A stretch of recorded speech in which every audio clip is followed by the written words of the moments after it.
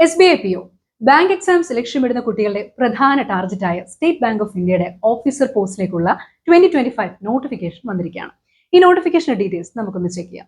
Welcome to എഡ്യൂ ഗാനറ്റ്. ഞാൻ കലാദീപക്. ഈ എക്സാമിന് അപ്ലൈ ചെയ്യേണ്ട ലാസ്റ്റ് ഡേറ്റ് ജൂലൈ 14 ആണ്.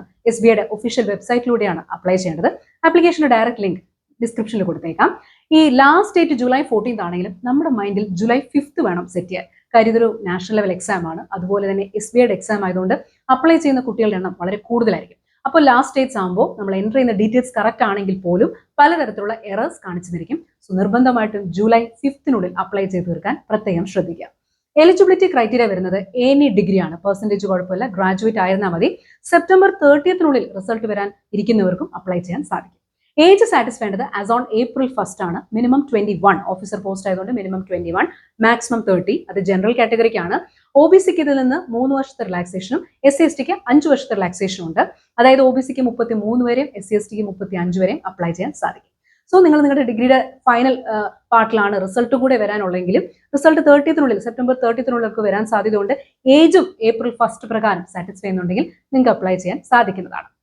ഇതൊരു ഓഫീസർ ലെവൽ എക്സാം ആയതുകൊണ്ട് തന്നെ 3 ഘട്ടങ്ങളായിട്ടാണ് സെലക്ഷൻ പ്രൊസീജിയർ വരുന്നത്. Prelims, mains, interview. പ്രിലിംസ് അവർ പറഞ്ഞിരിക്കുന്നത് ജൂലൈ ഓഗസ്റ്റ് എന്നാണ്. ഒരുപക്ഷെ July last week, August first വീക്കിലേക്ക് ആയിരിക്കാം.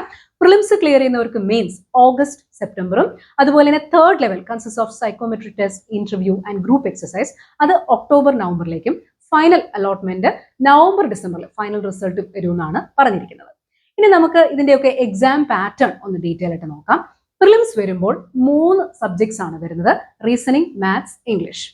ഇംഗ്ലീഷിൽ നിന്ന് 40 ക്വസ്റ്റ്യൻസ് 20 മിനിറ്റ്സ്, മാത്സിനെയാണ് ക്വാണ്ടിറ്റേറ്റീവ് ആപ്റ്റിറ്റ്യൂഡ് QA എന്ന് പറയുന്നത്, 30 questions 20 minutes, reasoning 30 questions 20 minutes. അപ്പോൾ ടോട്ടൽ 100 ക്വസ്റ്റ്യൻസ് 1 അവർ ആണ്. ഇംഗ്ലീഷിന് മാത്രം 40, QAയും റീസണിങ്ങും 30 ക്വസ്റ്റ്യൻസ് വീതം. എല്ലാത്തിനും പ്രത്യേകം 20 മിനിറ്റ്സ് ആണ്. അപ്പോൾ ഓരോ സെക്ഷന്റെയും 20 മിനിറ്റ്സ് കഴിയുമ്പോൾ അതാത് സെക്ഷൻ ഓട്ടോമാറ്റിക്കലി കട്ടായി പോകും എന്നുള്ളത് പ്രത്യേകം ഓർക്കണം. പ്രിലിംസ് കഴിയുന്നവർക്കാണ് മെയിൻസ് വരുന്നത്. മെയിൻസിന് വരുമ്പോൾ ഉള്ള ഒരു subject reasoning and computer aptitude ആണ്. 40 questions 50 minutes. Data analysis and interpretation അത് മാത്സിന്റെ പാർട്ടിൽ വരുന്നതാണ്. വിവിധ തരത്തിലുള്ള ഗ്രാഫ് ബേസ് ചെയ്ത് ചോദിക്കുന്ന ടോപ്പിക്കാണ്. അത് 30 questions 45 minutes. General awareness, economy, banking knowledge എല്ലാം കൂടെ ചേർന്ന് 60 questions 45 minutes. English language 40 questions 40 minutes. മൊത്തം 3 അവേഴ്സിലെ ഒബ്ജക്റ്റീവ് എക്സാമും മെയിൻസിന് ഡിസ്ക്രിപ്റ്റീവ് പേപ്പർ ഉണ്ട്. ഈ 3 മണിക്കൂറത്തെ ഒബ്ജക്റ്റീവ് പരീക്ഷയ്ക്ക് ശേഷം അരമണിക്കൂറത്തെ ഡിസ്ക്രിപ്റ്റീവ് പേപ്പർ ഉണ്ട്, consisting of email, report, situation analysis and frizzy. അതിൽ അവർ പറഞ്ഞിരിക്കുന്നത് കമ്പൽസറി ആയിട്ട് ഇമെയിൽസ് കമ്പൽസറി ആണ്. 2 ഓപ്ഷൻ തരും, അതിലേതെങ്കിലും ഒന്ന് കമ്പൽസറി ആയിട്ട് എഴുതണം. അതുപോലെ തന്നെ റിപ്പോർട്ടിന്റെ കേസിലും 2 ഓപ്ഷൻ തരും, അതിൽ ഒരെണ്ണം നമ്മൾ ഉറപ്പായിട്ടും റിപ്പോർട്ട് എഴുതണം.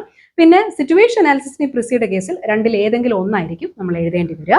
പിന്നെ ഇതൊരു SBIയുടെ കേസിൽ സെക്ഷണൽ കട്ട് ഓഫ് വരാറില്ല, ടോട്ടൽ കട്ട് ഓഫ് ഉള്ളത് ഒരു നോട്ടിഫിക്കേഷനിൽ മെൻഷൻ ചെയ്തിട്ടുണ്ട്. സബ്ജക്ട് വൈസ് പ്രത്യേകം കട്ട് ഓഫ് ഇല്ല, ടോട്ടൽ കട്ട് ഓഫ് ആണ്. പക്ഷെ ഒരു കാര്യം ഓർക്കണം, ടോട്ടൽ കട്ട് ഓഫ് കയറണമെങ്കിൽ നമ്മൾ കിട്ടുന്ന 20 മിനിറ്റ്സിൽ ഓരോ സബ്ജക്റ്റും നന്നായിട്ട് സ്കോർ ചെയ്യേണ്ടത് ഉണ്ട്.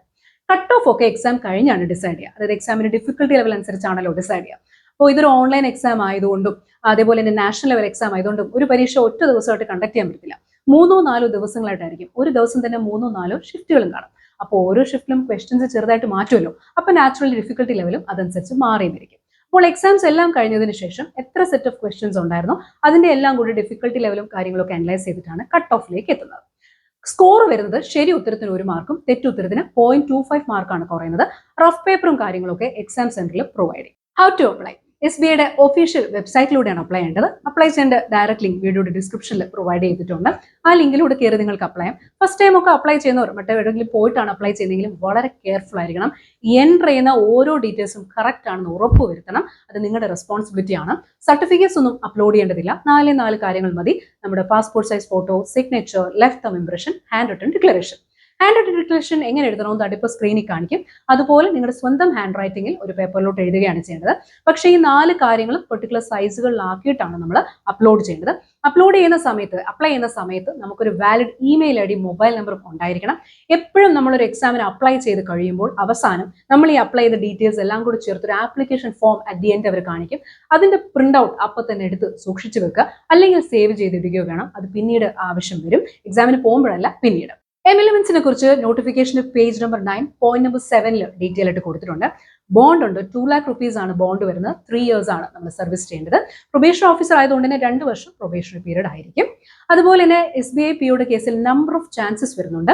ജനറൽ കാറ്റഗറിക്ക് 4 ടൈംസും OBCക്ക് 7 ടൈംസും ആണ്. ഈ 4 ടൈംസും 7 ടൈംസും എന്നൊക്കെ പറയുമ്പോൾ ഓർക്കേണ്ടത് വർഷത്തിൽ ഒരു തവണ വെച്ചാണ് SBI PO വരുന്നത്. അതുപോലെ തന്നെ ഒരു പ്രിലിംസും മെയിൻസും കൂടെ ചേരുന്നതിനെയാണ് അവരൊരു ചാൻസ് ആയിട്ട് കൂട്ടുന്നത്. ഇപ്പൊ നിങ്ങൾ മുൻപ് ഏതെങ്കിലും വർഷങ്ങളിൽ പ്രിലിംസ് എഴുതിയിരുന്നു, പക്ഷെ ക്ലിയർ ചെയ്തില്ലെങ്കിൽ അതിനെ ഒരു ചാൻസ് ആയിട്ട് കൗണ്ട് ചെയ്യേണ്ടതില്ല. പക്ഷെ പ്രിലിംസ് ക്ലിയർ ചെയ്ത് മെയിൻസും എഴുതി, മെയിൻസ് ആണ് ക്ലിയർ ചെയ്യാഞ്ഞതെങ്കിൽ അതൊരു ചാൻസ് ആയിട്ട് എടുക്കണം. ഓക്കെ, അതാണ് പ്രിലിംസും മെയിൻസും കൂടെ അറ്റൻഡ് ചെയ്യണം. അതിന് മാത്രമാണ് ഒരു ചാൻസ് ആയിട്ട് കൂടുന്നത്. പ്രിലിംസ് മാത്രം കൂട്ടേണ്ട ആവശ്യം ഇല്ല. എക്സാം ഫീ വരുന്നത് 750 rupees ആണ് ഫോർ ജനറൽ ആൻഡ് OBC. SC/STക്കും പേഴ്സൺസ് വിത്ത് ഡിസബിലിറ്റിക്കും ഫീസ് ഒന്നും തന്നെ വരുന്നില്ല. എക്സാമിനേഷൻ സെന്റർ പ്രിലിംസിനൊക്കെ കേരളത്തിന്റെ ഒട്ടുമിക്ക ഡിസ്ട്രിക്ട്സിലും അവൈലബിൾ ആണ്. അത് കെയർഫുള്ളി നമ്മൾ ചൂസ് ചെയ്യുക. നമുക്ക് ഏത് ഡിസ്ട്രിക്റ്റ് ആണോ ഫേവറബിൾ, നമ്മൾ അപ്ലൈ ചെയ്യുമ്പോൾ തന്നെ പ്രിലിംസിന്റെയും മെയിൻസിന്റെയും ചൂസ് ചെയ്യേണ്ടതുണ്ട്. മെയിൻസിന് 3 സ്ഥലത്തേ ഉള്ളൂ, ട്രിവാൻഡ്രം, എറണാകുളം, കോഴിക്കോട്. പ്രിലിംസിന് പക്ഷേ ഒട്ടുമിക്ക സ്ഥലത്തുണ്ട്. ഇത് രണ്ടിനും നിങ്ങൾക്ക് ഫേവറബിൾ ആയിട്ടുള്ള സ്ഥലം ചൂസ് ചെയ്ത് അപ്ലൈ ചെയ്യാം. അത് കഴിഞ്ഞ് നമുക്ക് അഡ്മിറ്റ് കാർഡ് വരുമ്പോൾ അതിൽ കാണും നമ്മൾ ചൂസ് ചെയ്ത ഡിസ്ട്രിക്റ്റിൽ എവിടെ വെച്ചാണ്, എപ്പോഴാണ്, എത്ര മണിക്കാണ് നമ്മുടെ എക്സാം എന്നുള്ള ഡീറ്റെയിൽസ് എല്ലാം നമ്മുടെ അഡ്മിറ്റ് കാർഡ് വരും. എല്ലാം ഓൺലൈനായിട്ട് തന്നെയാണ്. ആ എക്സാം സെന്ററിൽ പോയിട്ടാണ് നമ്മൾ എക്സാം അറ്റൻഡ് ചെയ്യേണ്ടത്. പിന്നെ എക്സാമിനേഷൻ സെന്റർ മാറ്റാനൊന്നും കഴിയില്ല. ആ എക്സാമിനേഷൻ സെന്ററിൽ ചെല്ലുമ്പോൾ നമുക്ക് അറ്റൻഡ് ചെയ്യാനുള്ള കമ്പ്യൂട്ടർ ഫെസിലിറ്റിയും കാര്യങ്ങളൊക്കെ അവിടെയാണ് നമുക്ക് പ്രൊവൈഡ് ചെയ്യുന്നത്. ഇനി ബാങ്ക് എക്സാമിന്റെ ഒരു പീക്ക് ടൈം ആണ്. സാധാരണ വർഷാവസാനമൊക്കെ വരാറുള്ള SBI PO ഇത്തവണ ആദ്യം തന്നെ വന്നിരിക്കുകയാണ്. ഇനി നമുക്ക് ഉടനെ തന്നെ IBPS POയും മറ്റ് എക്സാംസും ഒക്കെ തന്നെ വരാനിരിക്കുകയാണ്. എല്ലാത്തിനും ഒരേ സിലബസ് ആണെന്ന് ഓർക്കുക. Same subject, same syllabus. ഒറ്റ പ്രിപ്പറേഷൻ കറക്റ്റ് ആയിട്ട് ചെയ്താൽ ആർക്കും ക്ലിയർ ചെയ്യാവുന്നതാണ് ബാങ്ക് എക്സാം. നിങ്ങൾ ആവറേജ് ആയിരുന്നു, ബിലോ ആവറേജ് ആയിരുന്നു, മാത്സ് ബുദ്ധിമുട്ടായിരുന്നു, ഇതൊന്നും വിഷയമല്ല. കറക്റ്റ് ആയിട്ടുള്ള പ്രിപ്പറേഷൻ ചെയ്യുക എന്നുള്ളത് മാത്രമാണ് അതിനുള്ള റിപ്ലൈ. ആ പ്രിപ്പറേഷൻ ചെയ്യാൻ റെഡി ആയിട്ടുള്ള ആർക്കും ക്ലിയർ ചെയ്യാൻ പറ്റും. EduGarnet നിങ്ങൾക്കായി ഒരു ഫ്രീ വെബിനാർ കണ്ടക്ട് ചെയ്യുന്നുണ്ട്.